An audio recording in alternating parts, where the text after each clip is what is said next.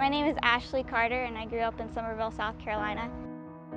I've always had an issue with my body image ever since I can remember, and I just think it progressively got worse from the time I was in middle school until I transitioned to high school. It turned into a depression and I wasn't eating all the time. I felt worthless. I felt like I just didn't have a purpose anymore.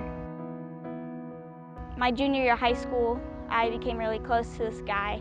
We were just really good friends and we had worked on projects a lot together, and I went over to his house and I thought we were just working on a project, and next thing I know he's on top of me and sexually assaulting me, and I didn't want it and it was confusing. I didn't know what was going on. I was 16. You know, we don't learn a lot of stuff like that in high school nowadays. We don't learn, what rape is, what sexual assault is.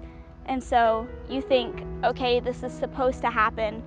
This is how it is, just how it goes. And so you just start, going along with it, whatever. And you just hide it, you just push it away.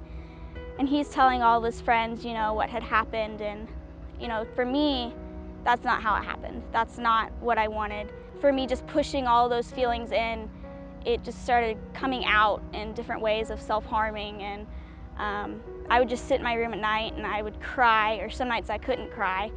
And I just didn't want to live anymore. I felt like my life was just over. On my 17th birthday, I just remembered I didn't want to live anymore.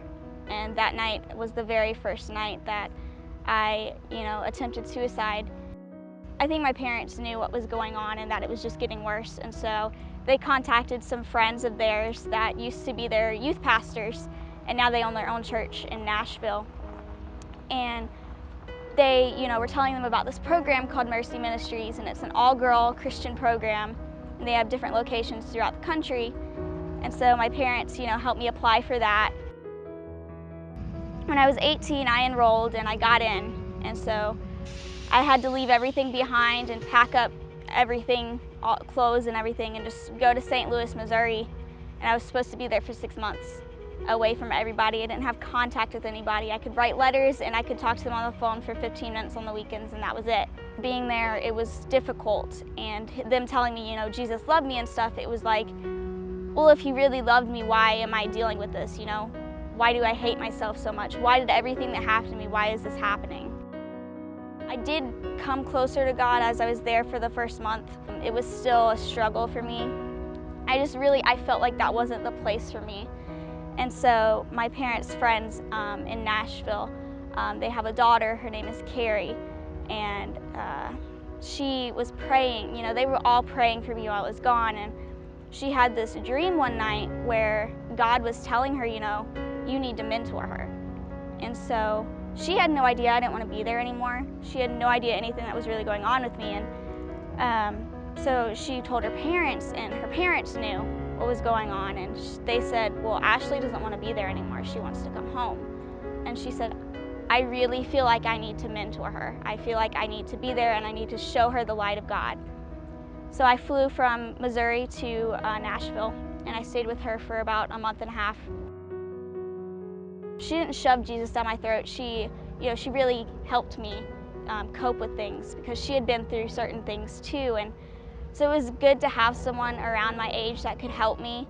And I grew really close to God there. And the church that they go to is a lot like Hope City. And so when I left there, I was like, I don't hate church anymore. I don't hate God anymore. Like, I'm finally understanding that what I'm going through, there's a reason for, and no matter how hard it is, it's not the end of it. There's some sort of purpose that God has for me. As we were driving home, we were going down 49, and we passed what was then High Rock, and I said, I want to try that church. So my dad said, okay. So that next Sunday we went, and I looked at my dad and I said, this is exactly like the Refuge Church in Nashville. And I said, I want to go here. And so we did. Hope City is just, it means a lot to me. You know, nobody there judges you, and nobody there expects you to have it all together. You know, for me, dealing with depression and mental illness, it doesn't go away. You know, it's something you have to deal with all the time. Some months you're fine, you know, it's not bad, but then it comes back, and when it comes back, it hits hard. And so you have to just remember that when you go to church, you have to remember, you know, it's okay that I'm still struggling. And when I go to church there, it just makes me feel like, you know, everything's gonna be okay.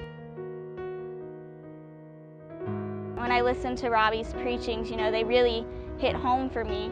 And I mean, it's just nice to know that nobody's relationship with God is, you know, perfect, that everyone struggles with it. And I mean, I struggle with it on a daily basis, but I know that I'm not the only one.